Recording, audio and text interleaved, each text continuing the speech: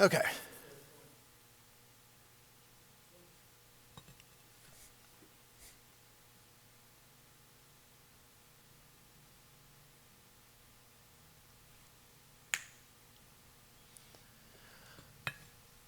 Chag Sameach, and welcome to a very strange Passover Seder. Cantor and I are honored to be able to share our Passover Seder with you.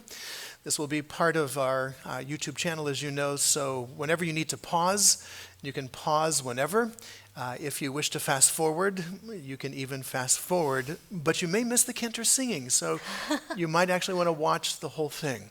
We will present the entire Haggadah from beginning to end as a course of this video, having a chance to break for our dinner and your dinner as well. Please take this opportunity, and you want to make sure on your Seder table that you are ready to go, that you have a glass of wine or juice poured and ready for you and your guests who might be with you. For those of you who might be streaming in on your, observing this in your individual homes, please be sure to likewise make sure to pour a glass of wine or juice for those who are attending.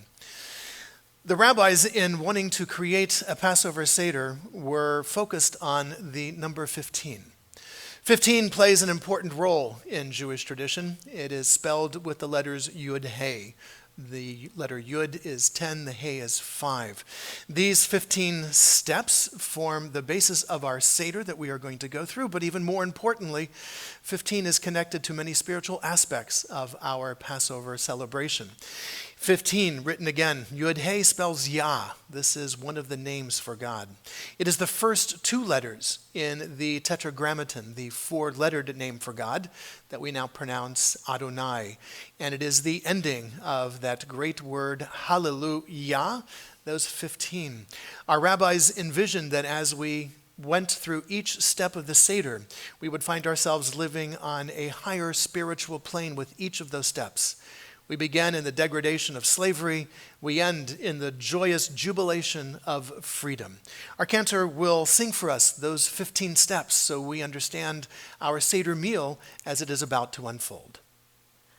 Kadesh urchatz, karpas yachatz, magid rachza, Motzi matzah, maror korech, shulchan orech, tzafun barech, halel nirtzah.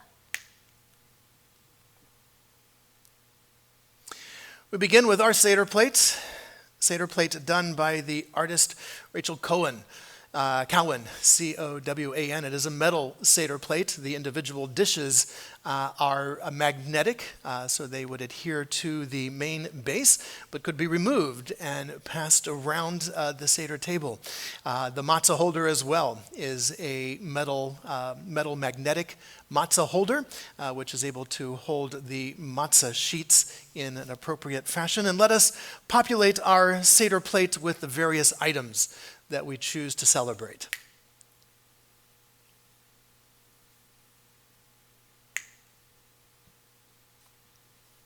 And we begin now in the presence of loved ones and friends. Before us, the emblems of festive rejoicing. We gather for our sacred celebration. With the household of Israel, our elders and young ones linking and bonding the past with the future, we heed once again the divine call to service. Living our story that is told for all peoples, whose shining conclusion is yet to unfold.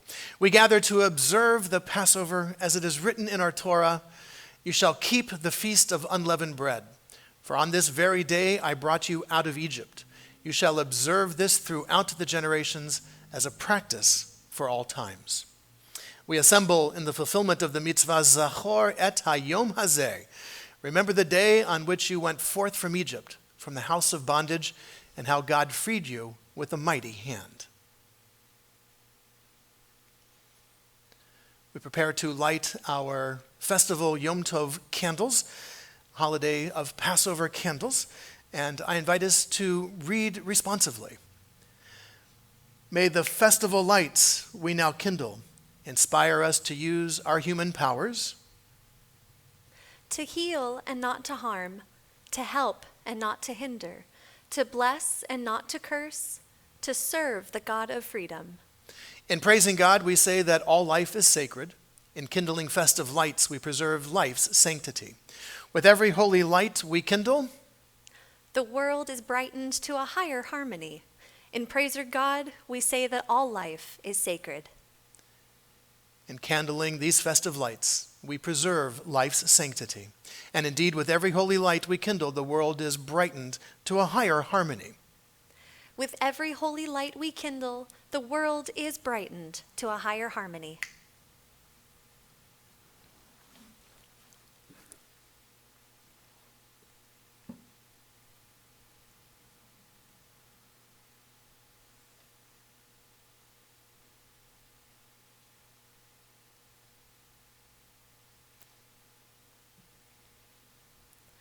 Baruch atah Adonai, Eloheinu melech haolam,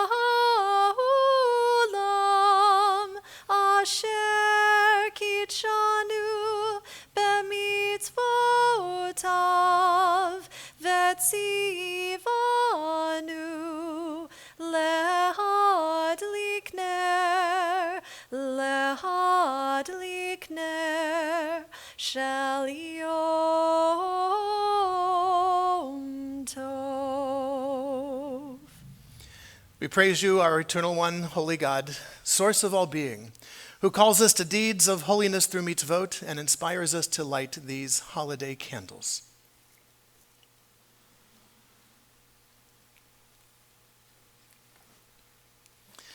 Centuries ago, our people heard the call of freedom. Tonight, we raise our cups in gratitude to God. May our people's future always be as proud as its past.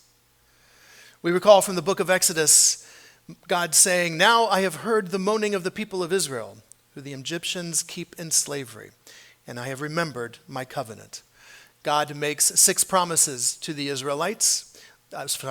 God makes 5 promises to the Israelites. Those promises are contained in the cups we are about to share. The first promise, Ani Adonai v'hotzeti, say to the people of Israel, I am the eternal God, I will bring you out from under the burdens of the Egyptians.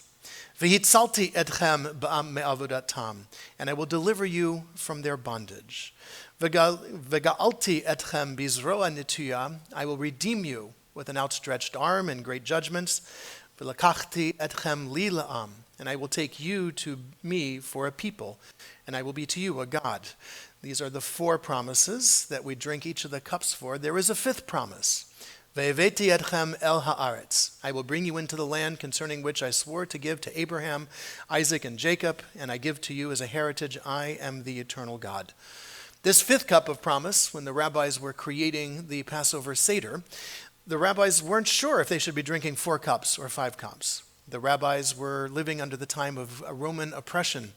And although they realized that, yes, we are indeed in the land that God promised us, but we are not living freely in the very land that God has promised us. And so therefore, should we drink 5 cups or should we drink 4 cups? Now, instead of arguing and debating, which rabbis would love to do, and continuing and creating a faction of the 4-cuppers versus the 5-cuppers, the rabbis chose an interesting response. The rabbis say, we don't know. We will leave the 5th cup of wine on the Seder table, and we will have it available, and it is Elijah who will tell us whether or not we should be drinking 4 cups or 5 cups. Elijah will come, according to tradition, at the Passover Seder to herald the coming of the Messianic age. And when Elijah comes, one of our first questions will be, Elijah, should we be drinking 4 cups or 5 cups? And if the answer is, you should be drinking 4 cups, we would say, whew, okay. And if Elijah says we should drink 5 cups, we would quickly take that drink from that 5th cup, Elijah's cup, and say, thank you very much, Elijah. With that mystery solved, we would then continue on entering into the Messianic age. So we continue with our first cup of wine, recalling the first promise that God made to the Israelites. Ani Adonai v'hotzeti etchem mitachat sivlot Mitzrayim. Say to the people of Israel, I am the eternal God, and I will bring you out from under the burdens of the Egyptians. As we lift up this first cup of wine, let us envision an America the land of the free, where everyone has a standard of living adequate for the health and well-being of him or herself, and of his or her family, including food, clothing, housing, medical care, and necessary social services, something that has been a weakness in our society that has been made all the more relevant and all the more visible to us during these difficult days of our physical distancing and our response to this COVID-19.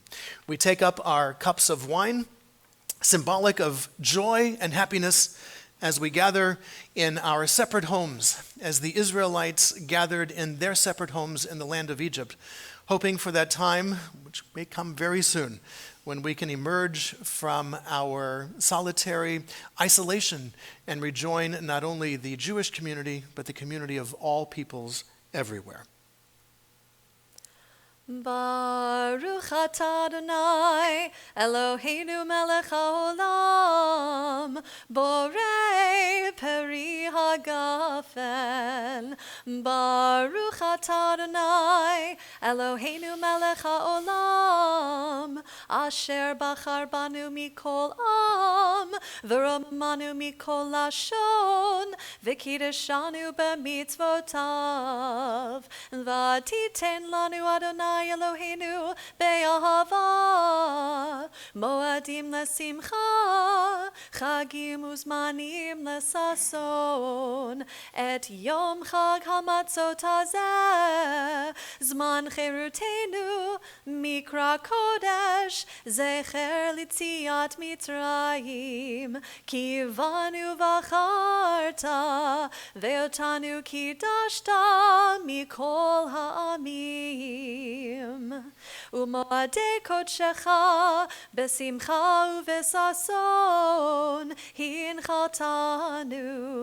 Baruch atah Adonai mekadesh Yisrael v'hazmanim. Amen. L'chaim. L'chaim. Ooh, they even tinged for us. Ooh. Throughout the course of our Seder this evening, different thoughts will be presented to us, having the opportunity to engage in some conversation around the table or with each other. We present our first thoughts for conversation and invite you to engage in conversation with those who have gathered by your side.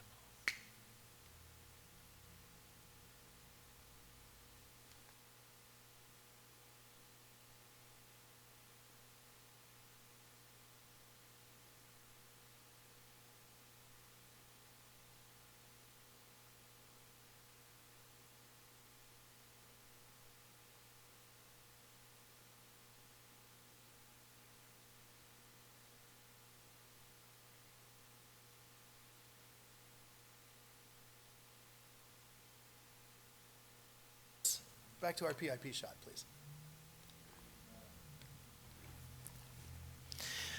In the future, feel free to pause if your thoughts carry you into lengthier discussions with those with whom you are sharing your Seder.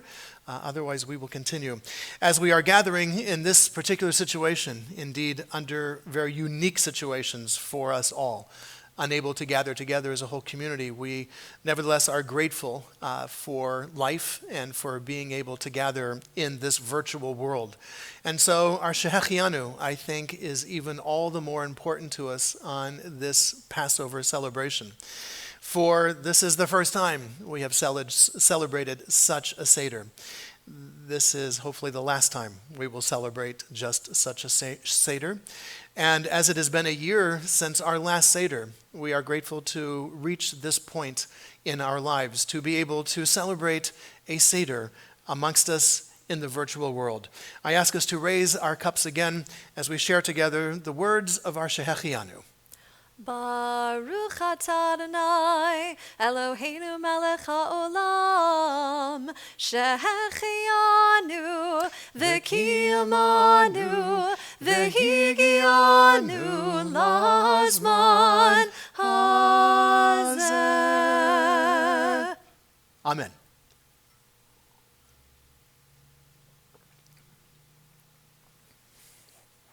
We continue with our next step of the Seder, Karpas, which happens in the springtime. And so we call to mind verses from Song of Songs. For behold, the winter is past, the rains are over and gone.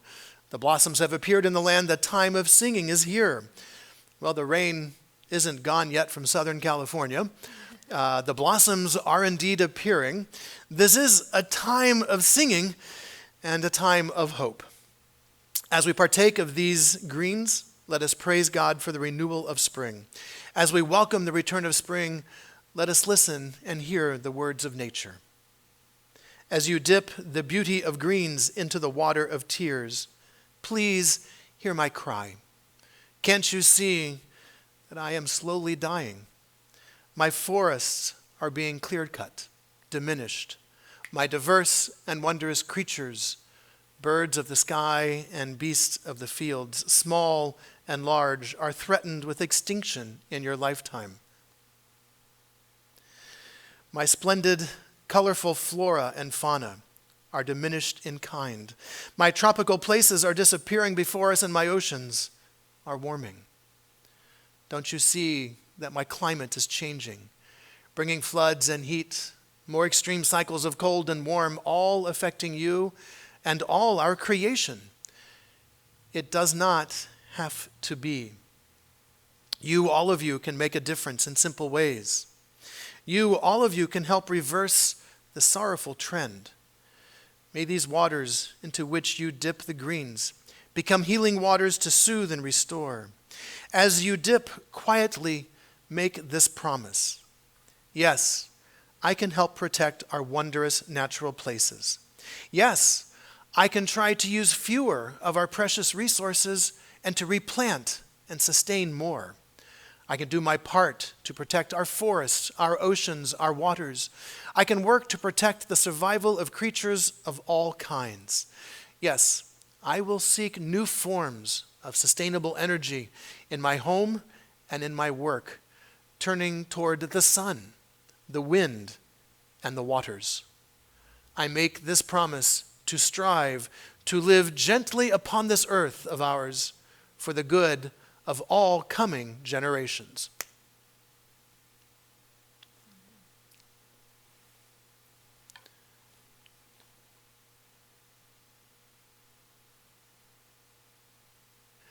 I invite you to take some of the greens, our parsley, symbolic of spring. We dip it into the salt water, the tears of slavery, the tears of a pandemic, the tears caused by these changes in our environment, these tears that we shed in hopes of creating a better tomorrow. And we share together the blessing, Baruch atah Adonai Eloheinu melech haolam, borei peri ha'adamah.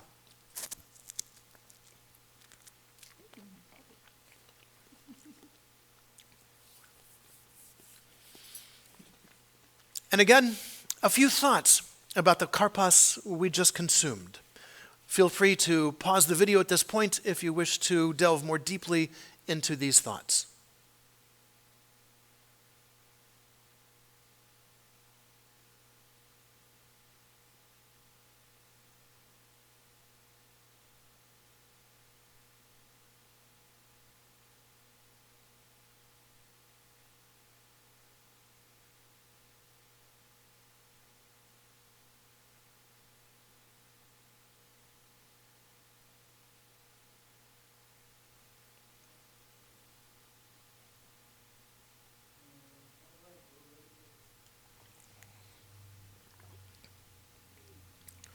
And another step in our 15-step Seder.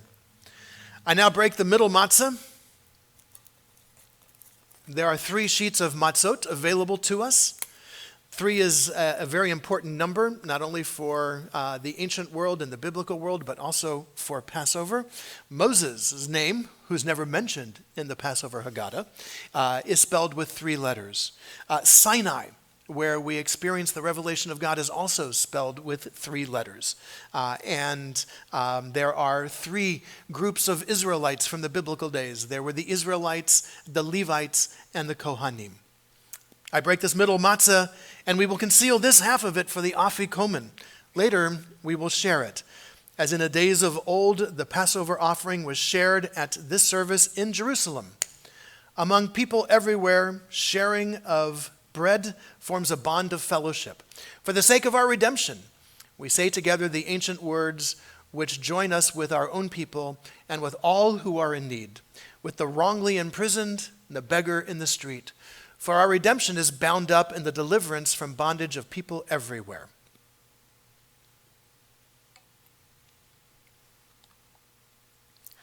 Halach ma'anya diachalu avahatana be'ara be'ara demitzrayim be'ara be'ara demitzrayim kol dichfin yeteh v'yechol kol ditzrich yeteh v'yivsach hashata hacha leshana haba be'ara de Yisrael hashata avdei leshana haba b'nei chorin.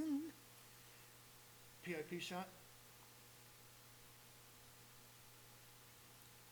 This is the bread of affliction, the poor bread which our ancestors ate in the land of Egypt. Let all who are hungry come and eat. Let all who are in want share the hope of Passover. This year we celebrate in seclusion, distancing ourselves from those we would want to include at our Passover table. This year we celebrate here. Next year, may we celebrate in the land of Israel. The words that we shared include this phrase, Hashata Avdei. This year we are all still slaves. Perhaps next year we will be free. This is cause of great commentary. Many of us don't exactly feel ourselves being enslaved in this day, although there are many challenges to our life now that call to mind, indeed, our lack of freedom. Not only this physical distancing, but how fragile the human body is when it comes right down to diseases. We are enslaved to an imperfect body. Some of us are enslaved to an aging body and no longer have the ability of movement, hearing, or eyesight that we once had. Some of us are enslaved to work habits. Some of us are enslaved to so many things in today's world. During our Passover Seder, each one of us is called upon to find ways to identify those taskmasters and to seek freedom from that which still oppresses us. As we celebrate here, we join with our people everywhere. This year we celebrate here, next year in the land of Israel. This year we are still slaves. Next year may we all be free. Our Torah teaches us, remember this day on which you went free from Egypt. For 7 days you shall eat unleavened bread. And you shall explain to your child on that day, it is because of what the Lord did for me when I went free from Egypt. And so we turn now to our youngest person present. For some of you, this might be you, your very self, regardless of your age. Others who are able to gather with younger people present, excellent. This is the opportunity. For not only do we ask these questions, which were probably at one point spontaneous, but rather we ask these questions as a symbol and as a statement of freedom. Only free people are able to ask questions. And the degree of your freedom is limited by those you can question. We should be able to question everybody. In Jewish tradition, Abraham questions God. Moses questions God. And so therefore, and they don't get zapped, by the way. And therefore, we learn that we are free to question everyone and everything. We can question God. We can question our rabbis. We questioned popes and kings and queens, and others did not like that we questioned them, and that evoked their ire and hatred against us. We continue to ask questions. Our scientists, our artists, musicians, every one of us keep asking questions, and in the process of asking those questions, we find great solutions. May we have the courage to ask questions of ourselves, of our society, and of our leaders, especially in these difficult times. מה נשתנה הלילה הזה מכל הלילות, מכל הלילות, שבכל הלילות אנו אוכלים חמץ ומצה, חמץ ומצה. הלילה הזה, כולו מצה. הלילה הזה, כולו מצה. שבכל הלילות אנו אוכלים שאר ירקות, שאר ירקות. הלילה הזה, מרור, מרור. הלילה הזה, מרור, מרור. שבכל הלילות אין אנו מטבילין אפילו פעם אחת, אפילו פעם אחת. הלילה הזה, שטף פעמים. הלילה הזה, שטף פעמים. שבכל הלילות אנו אוכלים בין יושבין ובין מסובין, בין יושבין ובין מסובין. הלילה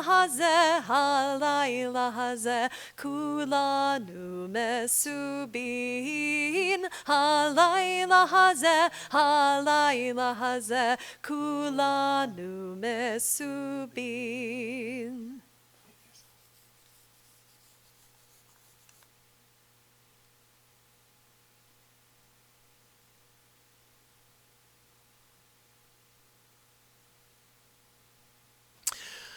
More thoughts about asking questions. Again, I invite you to pause at this point if you wish to examine these questions further.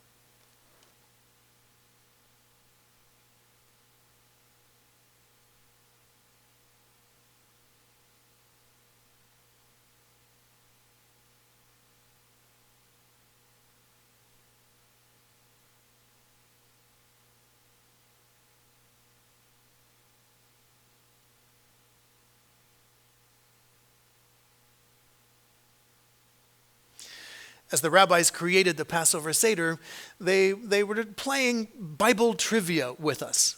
They noticed that 4 times in the Torah we are commanded to tell our children about this or teach this to our children. And so based on that, our rabbis have created 4 children for us, 4 types of children. We read, Chacham Mahu Shoel, the wise child asks, what are the precepts, laws, and observances which our eternal God commanded you? And we read together. In response, we should explain the observances of the Passover thoroughly, the very last one of which is, after the Passover Seder, we do not turn to any other kinds of entertainment. What a wise question indeed. Rasha Mahu Omer. The rebellious child says, what is this observance to you? Together. Since he says to you and not to us, he rejects essentials of our faith, the unity of God and the community of Israel. Thus we respond sharply. It is because of what God did for me when I went forth from Egypt. For me, that is, and not for you. For had you been there, you would not have known redemption. You know, I don't particularly care for that answer. And I don't know if it's because at my Seders when I was growing up, I always sat next to the wise child and thus had to read that second child part. No matter where I sat at the table, no matter which sibling or cousin I sat next to, for some reason I was always this rebellious child and therefore have taken on a personal mission that we redeem this child. It's a horrible answer our rabbis give, and one that is totally not Jewish. You do not slam the door in the face of one who is rebelling or who is in some way not clued in or not tuned in. That is not the Jewish response. Even more so, I wish to return and examine the wise child. Look carefully at the text. The wise child asks, "What are the precepts, laws, and observances which our eternal God commanded you?" And read carefully the wicked child. The rebellious child says, "What is this observance to you?" Wise child, rebellious child. Wise child, rebellious child. They both say you. They both say you. Therefore, it's important for us to acknowledge that it is not the pronoun you that is the issue.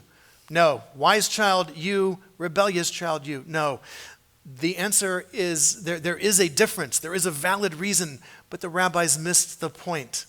Nechama Leibowitz, in her books on commentaries on Torah, brought this to my attention, and I am so grateful. Note the verb. It is the verb that is the issue. The wise child asks. The rebellious child, Omer, says. You do not state a question.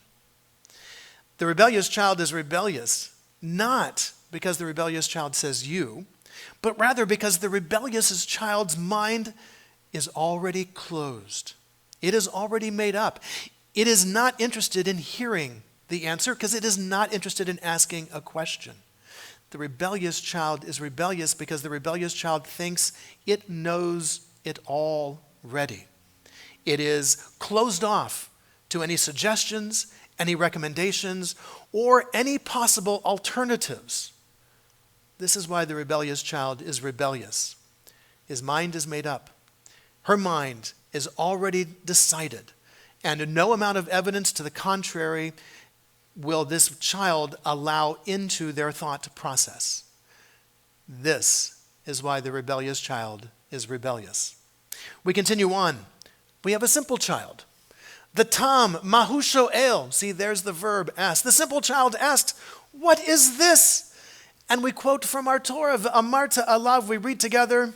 And we patiently respond, "With a mighty arm, God freed us from Egypt, from the house of bondage." Simple person deserves a simple answer. Don't go into great depths about all the rituals of Passover. No, simple answer, simple question.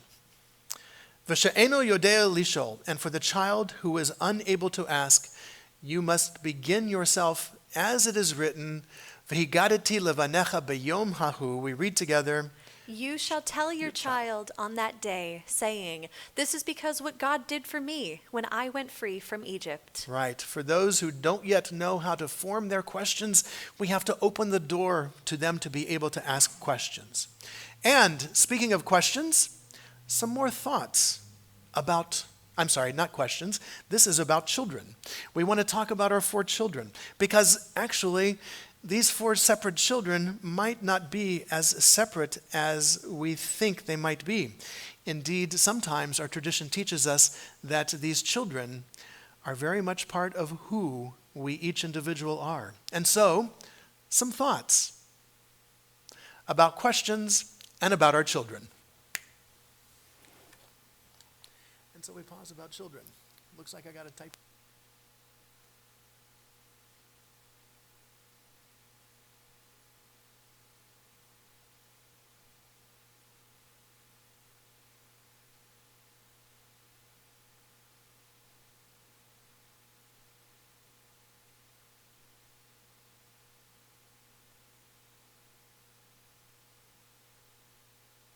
PIP.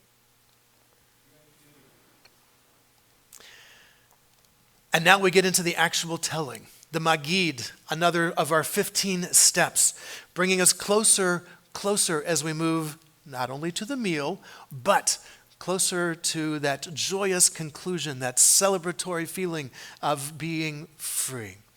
But first we have to acknowledge where we began. And we began as a people in Egypt, and we began in Egypt as slaves.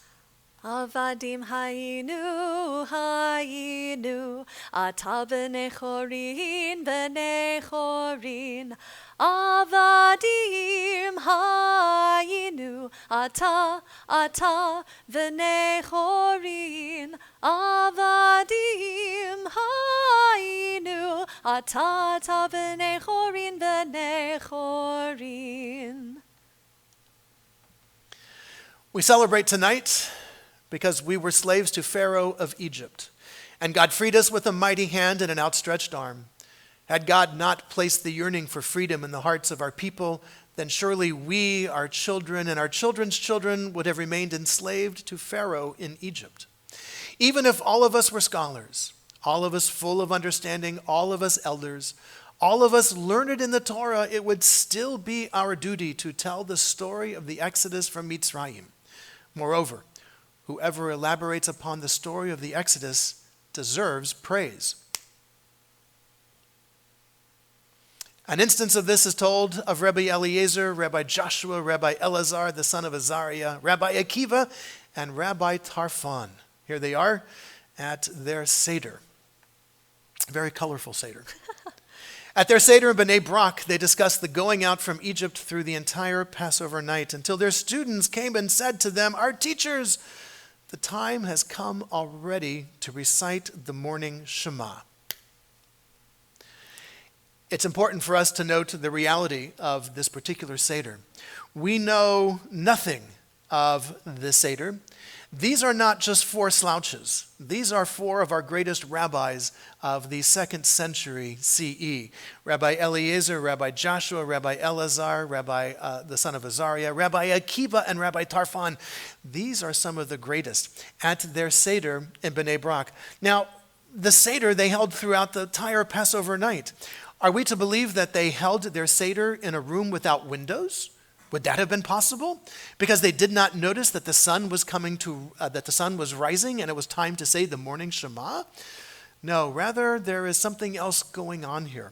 This seems to be a secret meeting, not only of these rabbis, but of planners of the Bar Kokhba revolution, the final revolt against Rome, our opportunity to free ourselves from the servitude and the oppression of Rome at this time. These people were involved in planning that revolt and no doubt met secretly. Yes, discussing their Seder, discussing their freedom, perhaps very much even on this Passover Eve as they were thinking about their freedom from Rome and their freedom from Roman oppression and Roman persecution. And so this warning call, teachers, the time has come to recite the morning Shema.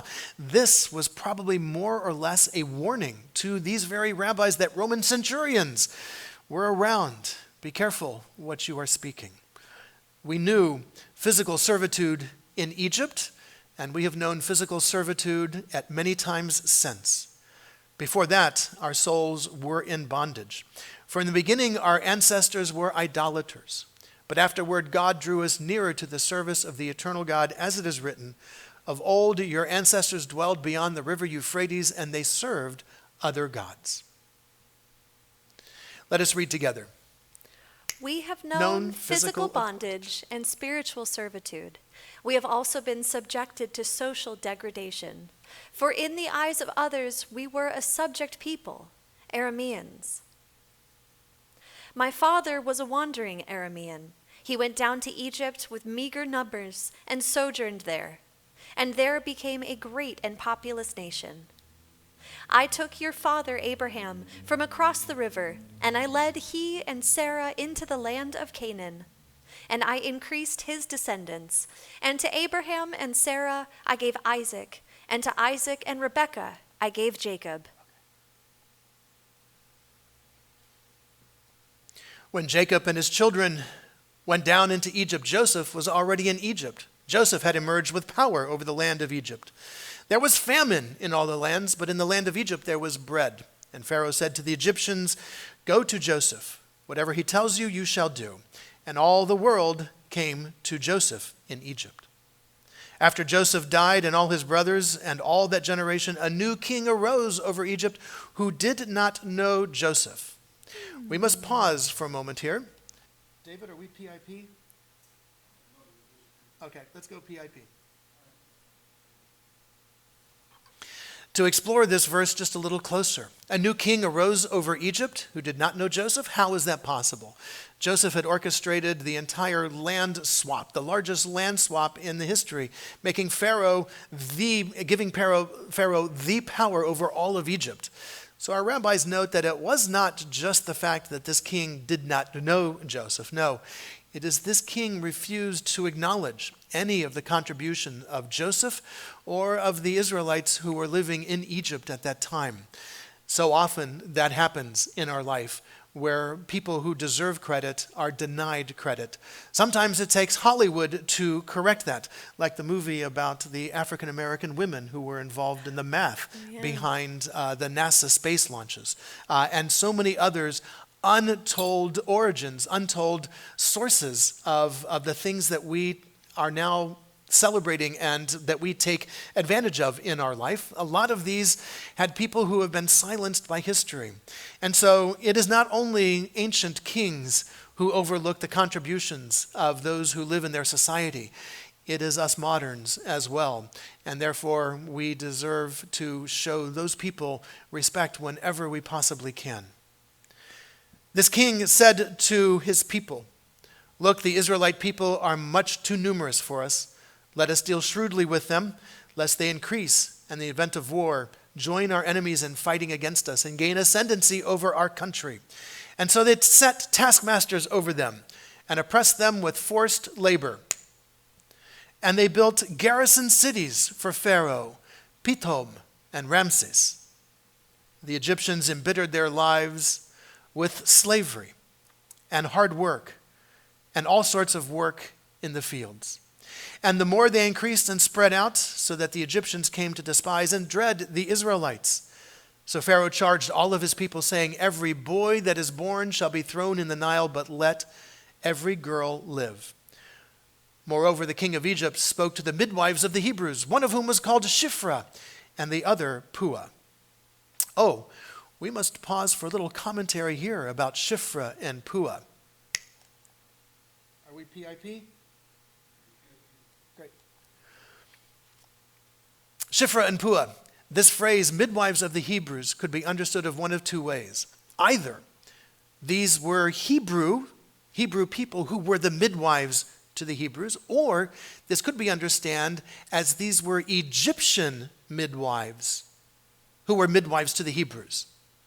If these are Hebrews who are providing the midwifery service, then this would make sense, what we are about to read. But if these are Egyptian women, beholden to Pharaoh, their god king, and if these are the Egyptian women who are midwives to the Hebrews, then what we are about to read is the greatest act of civil disobedience and the initial act of civil disobedience. Pharaoh says, "When you attend the Hebrew women and see them giving birth," he said, "if it's a boy, kill him, but if it's a girl, let her live." However, the midwives were God-fearing women, so they did not do as the king of Egypt ordered, but instead let the boys live. A brave act indeed. We cried to the God of our ancestors, and God heeded our plight, our misery, and our oppression. God heard our moaning, and God remembered God's covenant with Abraham and Sarah, Isaac and Rebekah, Jacob, Rachel and Leah. And God looked upon the Israelites, and God knew. What is it that God knew? We got to go back here, sorry. And what is it that God knew? God knew that it was time to get the Israelites out.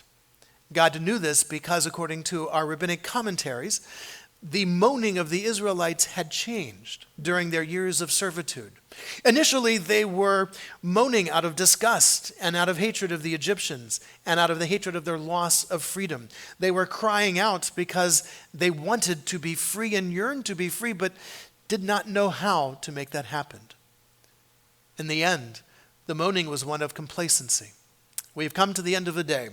At least we have a roof over our head and food on our table. We had lost sight of who we were supposed to be, and as such, we're content with being slaves, servants to Pharaoh. And that's how God knew it was time to get us out.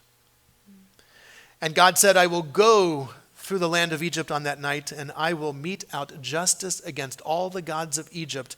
I am the Eternal One. And God brought us out of Egypt by a mighty hand, by outstretched arm, and by awesome power, by signs and portents, not through any messenger, not through any intermediary or any supernatural being, but rather the Holy One, blessed be God, in solitary glory. The time the Israelites remained in Egypt was 430 years. And at the end of the 430th year, to the very day, the children of Israel departed from the land of Egypt. Our tradition teaches that when the Egyptians were drowning in the sea, the angels in heaven were about to break forth into songs of jubilation. But the Holy One silenced them with the words, "My creatures are perishing, and you are ready to sing?" The Israelites were singing. Of course, we were singing the Michamocha, but it was very different for the Israelites. These angels, our rabbis in this commentary, understand that they were supposed to see the whole picture, that all human beings are ultimately sons and daughters of God, and that ultimately God is the source of life on this planet, that there is going to be pain experienced when a group of children are dying. And this is what God says to the angels. Be quiet. My creatures, my children are perishing. You see the big picture. You should not be singing. We likewise continue that same teaching. We are taught to diminish our joy and sympathy for those who have suffered. And thus we pour out 10 drops of wine from our cups, 1 drop from each of the plagues that were upon Egypt. Each drop of wine we spill is hope and prayer that people will cast out the plagues that threaten everyone everywhere they are found, beginning in our own hearts. Full text picture, David? Yep. Thank you. And so we begin by reciting our plagues. And I invite you, using your finger or a utensil, for each of these plagues, we dip a drop of wine or juice out of our cups. We begin. Dam, blood. Tzvardea, frogs. Kinim, lice. Arov, beasts. Dever, disease. Shechin, boils. Barad, hail. Arbe, locust. Choshech, darkness. Makat bechorot. We go back to PIP.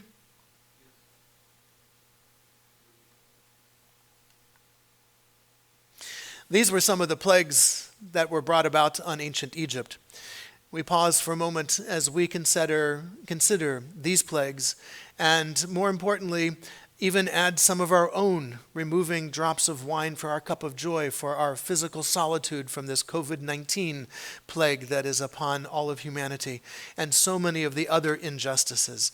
I invite you to continue with your thoughts and these thoughts as well.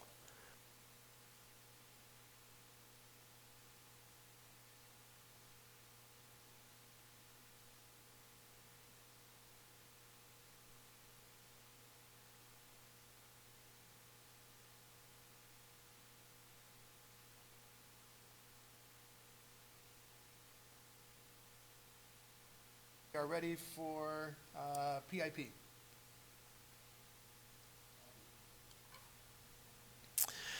As we consider the redemption of our ancestors from that physical servitude in which they found themselves, as we consider the plagues and the miracles that they experienced, we as well call to mind some of our own miracles and experiences. As well, we express gratitude to God. It would have been enough if we had only been brought out of Egypt. It would have been enough if we had only been given Shabbat. It would have been enough if we had only been given the Torah. But still to this very day, there are miracles for us to consider, and indeed, a song to sing.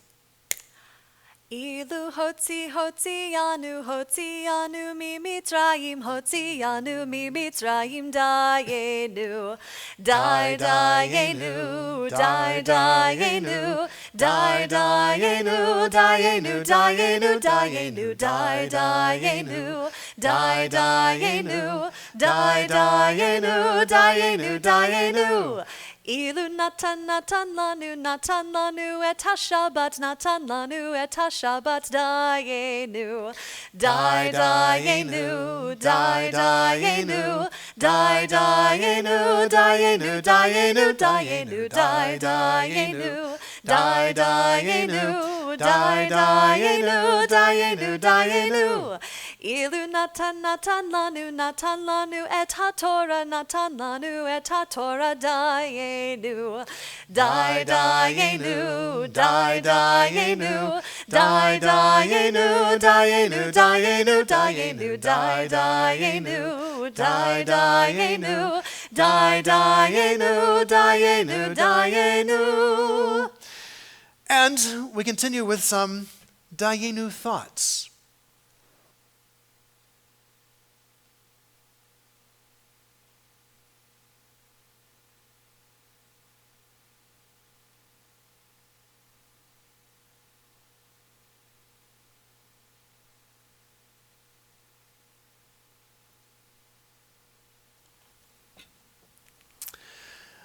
Rabbi Gamliel, again, one of our other great rabbis of our Talmud, taught us that we are to consider intimately various aspects of our Passover Seder. Indeed, we are to consider 3 of the key items of our Seder. We are to consider our Pesach, the Paschal offering, this roasted shank bone. What is the significance of this roasted shank bone? Why do we have this on our table? It's a fancy meal. And yet, sitting in the middle of this table is a roasted leg bone? Why is this here? Yes, you, please. Excellent, excellent response. Yes, indeed, it is because of the lamb's blood that the Israelites had to smear on the doorpost of their house in order to warn the angel of death that those were homes of the Israelites. Now, mind you, our rabbis note that surely God knows which homes are the homes of the Israelites. They were all living in the land of Goshen. Surely God knew that. Surely the angel of death knew that. Our rabbis wonder, why does God have the Israelites smear the blood on the doorpost of their house? And it's important to note that at this point, the Israelites as a people had done nothing to deserve their freedom. Moses confronts Pharaoh. Moses and Aaron confront Pharaoh, and God brings the plagues upon Egypt. The Israelites themselves have done nothing. Indeed, initially, we told Moses, get out of here. Go away. Don't do this. We're okay here. And so they had done nothing to earn their freedom. This was an act not for the angel of death, but this was an act that the Israelites had to do to prove that they were willing to work for their freedom. Pesach. Good answer. Good answer. All right, the next one is matzah.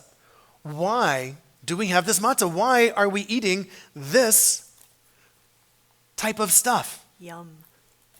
Yes, you. Exactly. Yes, they didn't have time to leave. They had to bake their bread quickly so that they could move. Matzah, indeed, is the very first fast food. Get it? Fast food. It is filling. It is indeed very filling. Not so nutritious. Wow, the original fast food, my friends. And so a question for us to ponder. If you had no time to prepare and had to leave your home now, what would you take with you? You might pause and ponder this for a moment. We, however, will continue. And finally, Rabbi Gamliel says we must consider this maror, this bitter herb. Why are we eating this bitter herb? Yes, you. Oh, bravo, absolutely correct, absolutely. It is because our lives were made bitter by the ancient Egyptians in this slavery in which we found ourselves. Our rabbis reasoned if slavery had a taste, it should make you gag. And this is important to note because there are still those who are enslaved today in various ways. And we need to consider that ramification. And so we pause for a moment about thoughts about maror.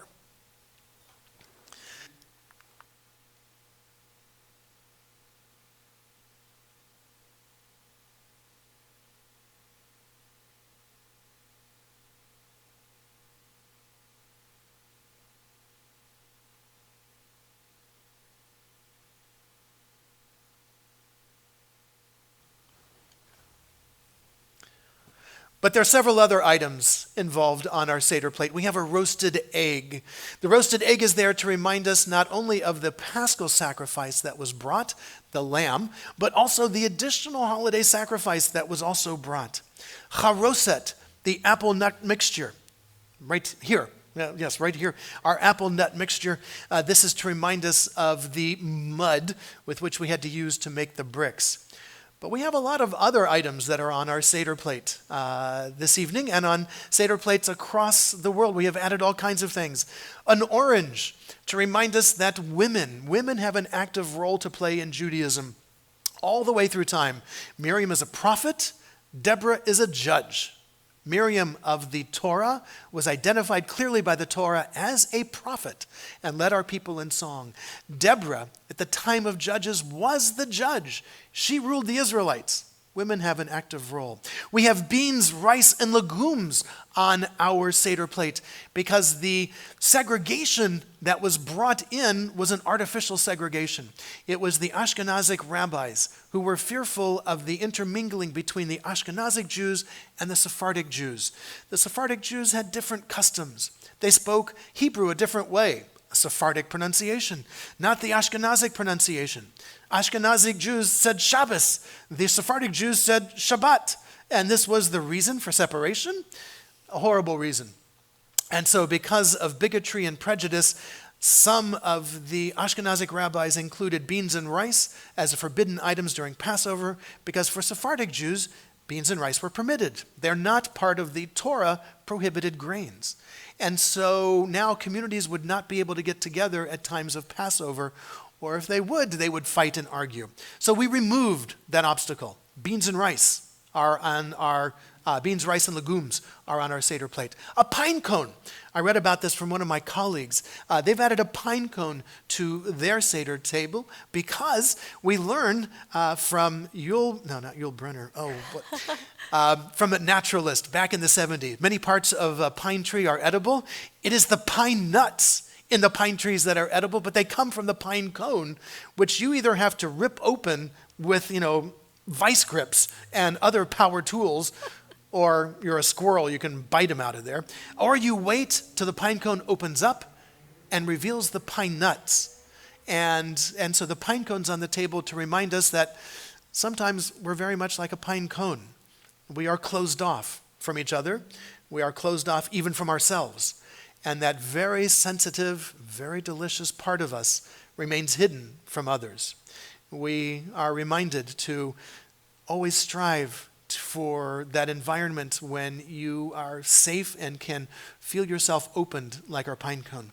And a tomato on our Seder plate. A tomato to remind us that there are those who labor in our fields to provide us with food, who labor all day, sun up to sundown, labor and sometimes labor under very, very difficult situations, and sometimes with not a lot of benefits. It's important for us to recognize and realize that these people are part of our community as well. And so, a few thoughts about your Seder plate. Let's go full screen, David.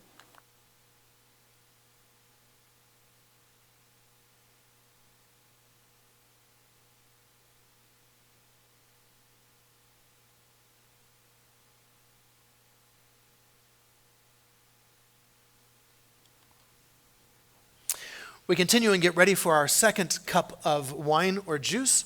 I invite you to make sure that you have poured for yourself and for any who are able to be with you a little more of the wine or juice that you are drinking of which you are drinking. As we call to mind the second promise, V'hitzalti etchem me'avodatam, I will deliver you from their bondage. As we lift up the second cup, we envision a modern-day Israel that fosters the development of the country for the benefit of all its inhabitants. We envision an Israel that is based on freedom, justice, and peace as envisioned by the prophets of Israel. An Israel that will ensure complete equality of social and political rights to all its inhabitants, words that are enshrined in the declaration of the establishment of the modern state of Israel. And so we join together in our Kiddush, toasting the joy of freedom. Baruch atah Adonai, Eloheinu melech haolam, borei peri hagafen. Amen. And l'chaim. L'chaim. And now we come to 4 steps of our Seder, perhaps the most important 4 steps of our Seder, because after this, we get to eat. Yeah. First, we begin with a blessing over bread. This is our bread. This is the poor bread we shall eat. This is the bread of affliction that we shall partake of during this week. And so we share first, don't eat it yet, we have to do motzi, and then a special blessing over the matzah. Baruch atah Adonai, Eloheinu melech haolam, hamotzi lachem min haaretz, b'tei avon. We praise you, Eternal One, our God, source of all life, who brings forth bread from the earth. And now, a blessing over the matzah. Baruch atah Adonai, Eloheinu melech haolam, asher kitshanu b'mitzvotav v'tzivanu al achilat matzah. We praise you, our eternal God, source of all being, who calls us to holy deeds through mitzvot and inspires us to eat and commands us to eat matzah. B'tei avon. And now, take a piece of your matzah, and if you are dining with others, don't double dip. So I'm going to use another piece of matzah here, and I'm going to dip that piece in my maror, into our bitter herb, and we are going to recite the blessing. Baruch atah Adonai, Eloheinu melech haolam, asher kidshanu b'mitzvotav v'tzivanu al achilat maror. We praise you, our eternal God, source of all being, who calls us to holy deeds through mitzvot, and inspires us, commands us to eat maror. B'tei avon. Woo! Woo! All right, that's good. That's been sitting there for a while. Got up to room temperature. All right. We follow the tradition of Hillel, who made for us the first recorded sandwich in history. Unfortunately, there were no delicatessens at the time. And so his sandwich has been relegated only to our Passover Seder.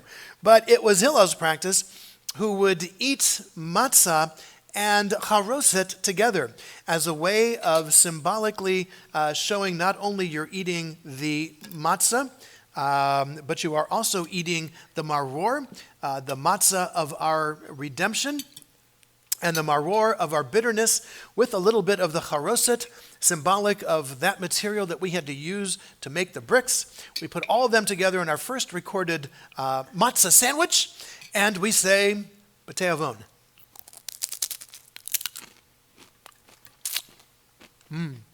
Good crunchy matzah. Whew.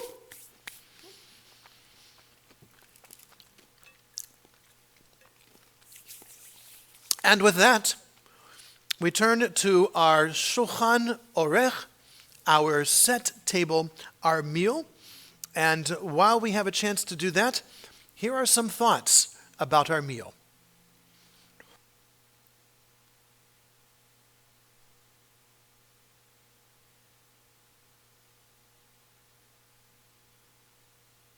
Go full screen. All right. Okay. Now, if you pause, it's going to